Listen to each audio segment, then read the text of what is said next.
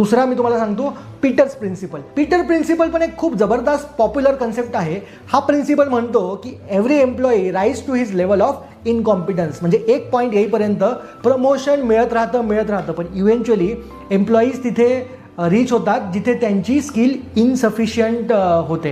त्याला स्टॅग्नन्सी येते असं पण म्हणूया. म्हणजे तुम्हाला कधी वाटतं का की तुमचा बॉस इनकॉम्पिटंट आहे तरी पण तो बॉस आहे? एक्झॅक्टली हेच जे आहे हे पीटर प्रिन्सिपल म्हणतं. असं मॅनेजमेंट तुमच्याबद्दल विचार करू शकतं की जर तुम्हाला नेक्स्ट लेवलला प्रमोट जर केलं तर तुम्ही ते सांभाळू शकता की नाही सांभाळू शकता, आणि कधी कधी त्याच्यामुळे तुम्हाला प्रमोशन हे दिलं जातं. आपण हा प्रिन्सिपल समजून घेतला तर तुम्हाला लक्षात येईल की स्किल्सला नेक्स्ट लेवलसाठी रेडी करणं गरजेचं आहे.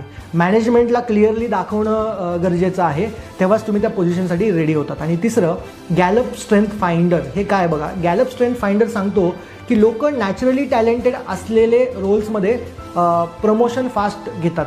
तुमच्या स्ट्रेंथ्स ज्या आहेत, तुमचे टॅलेंट जे आहेत तुम्हाला आयडेंटिफाय करता आले पाहिजे, तिथेच तुम्हाला प्रमोशन मिळत राहतं. म्हणजे जिथे तुमचं नॅचरल टॅलेंट आहे ना तिथे काम करून तुम्ही लवकर व्हिजिबल होऊ शकतात. तुमची इमेज पण नॅचरली तिथे स्ट्रॉंग होऊ शकते. आणि आपण जे नॅचरली चांगलं करू शकतो ना त्या रोल्सला घेतलं तर आपण परफॉर्मन्स इझिली दाखवू शकतो. म्हणून तुमचा जो रोल आहे तुम्ही पहिले आयडेंटिफाय करा की ऑफिसमधलं कोणतं काम तुम्ही चांगलं करू शकता. त्या कामात हळूहळू जाण्याचा प्रयत्न करा, कारण त्याच कामामध्ये तुम्हाला पुढे ग्रोथ मिळू शकते.